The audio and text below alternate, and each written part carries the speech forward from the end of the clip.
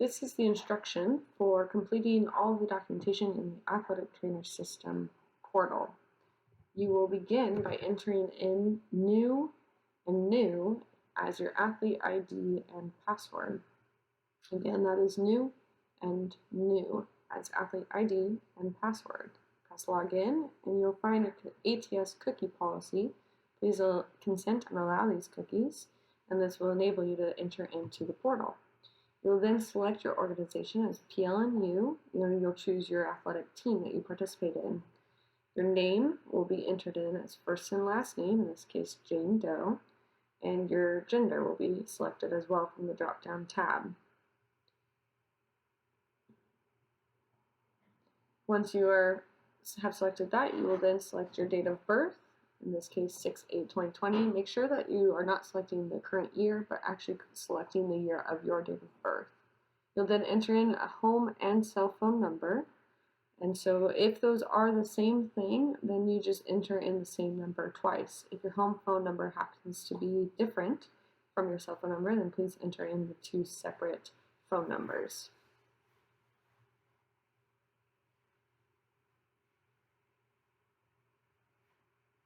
Once you've completed your inputting of your phone numbers, you'll then proceed to input your Point Loma email address.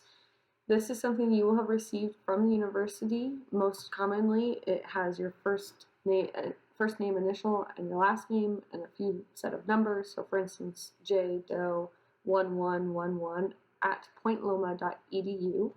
Please do input your Point Loma email address, not your Yahoo or Cox or whatever else it may be. You'll proceed to then enter in a social security number. If you are an international student, you can ignore this and leave this blank. If you are not, then please enter in a social security number that corresponds to what you own as your own identity number. You do not need to input the dashes. You can just leave it as a straight number. Scrolling down along your screen, you'll then proceed to enter in your home address. This includes your street address, your city, your state, your zip code, and the country. If you are, again, an international student, some of these boxes may not apply. Your province or state may look different than what you're seeing here with California. The zip code may be different. Just enter in to the best of your ability what it is, and we can always correct it later as need be. All of these yellow boxes must be filled out, so do please be mindful of that. Moving on, you will then enter in your athlete ID. This is going to be your student ID number that you will have received from the university. It is a 6-digit ID, so again, please make sure that you're inputting that in correctly. And then your password will be your first initial of your first name and last name. So again, in the case of Jane, this is J Doe. That will become her password. Please input that and not some made-up password.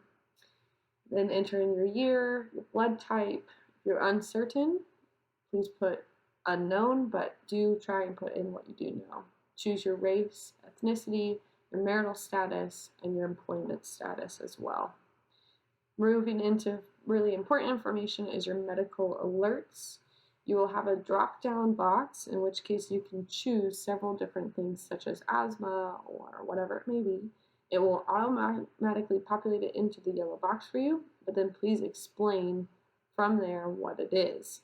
What dosage of the medication maybe you need to use, what medication you use will be listed in the current medications, but explain it if it's exercise-induced versus something that you deal with all the time. Same with allergies, you'll have a drop-down tab. Please select what you need, so for instance, nuts, or something of that nature, and again explain as needed. Current medications, same process. Please select from the drop-down tab, and then it will automatically populate for you. Please explain what dosage you take and how frequently as well.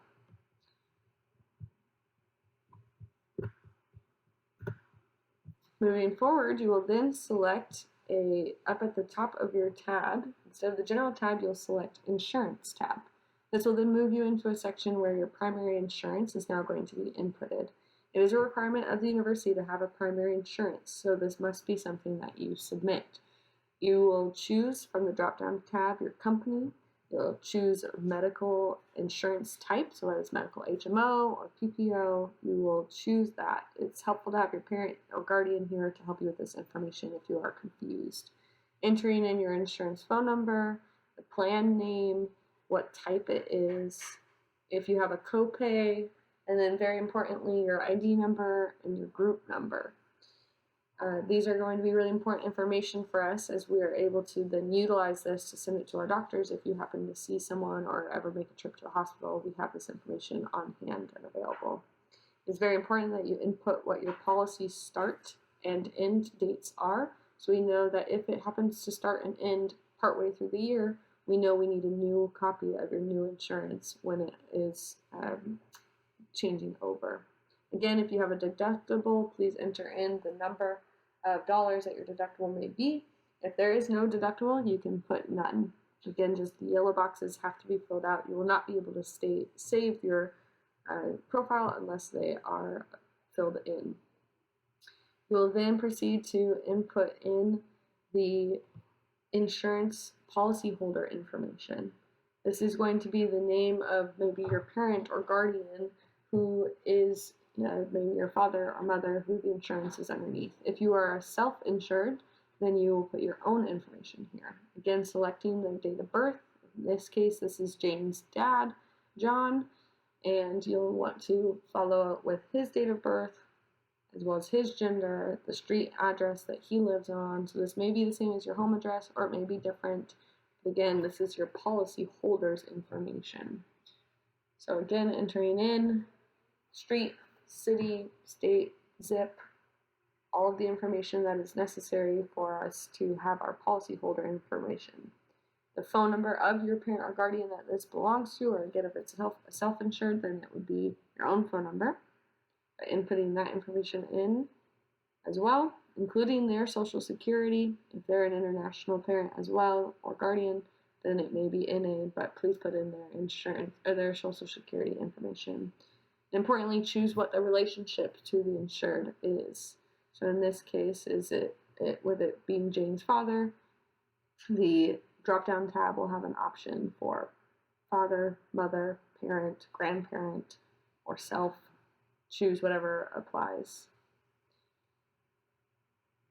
Here, you're going to then put in the employer of your policyholder. So in this case, John works for Point Loma. He's going to put in his PLNU as the employer name, the email address that he utilizes, as well as your preferred PCP. That means your primary care provider, primary care physician.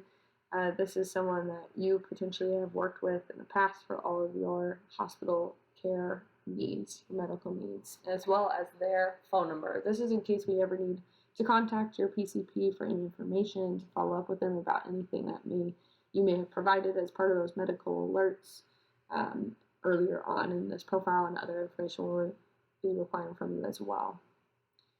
Very importantly, make sure that that's all completed, and you'll also want to input in your front and back insurance card and the available options as well. Moving into the contact tab, please go ahead and enter in your primary emergency contact.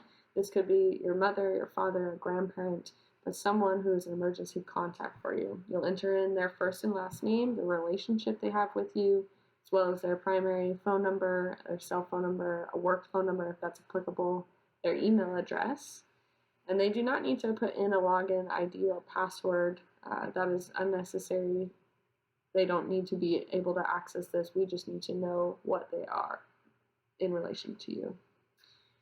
This e-files tab will be something that we'll come back to, but for now, once you've completed these 3 tabs and you've checked, please click Save Athlete Information at the bottom, and then you will be able to log out. If for some reason you skipped a box, something will populate saying you cannot save this information.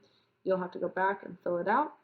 Then we will move into video part 2 to continue with these instructions.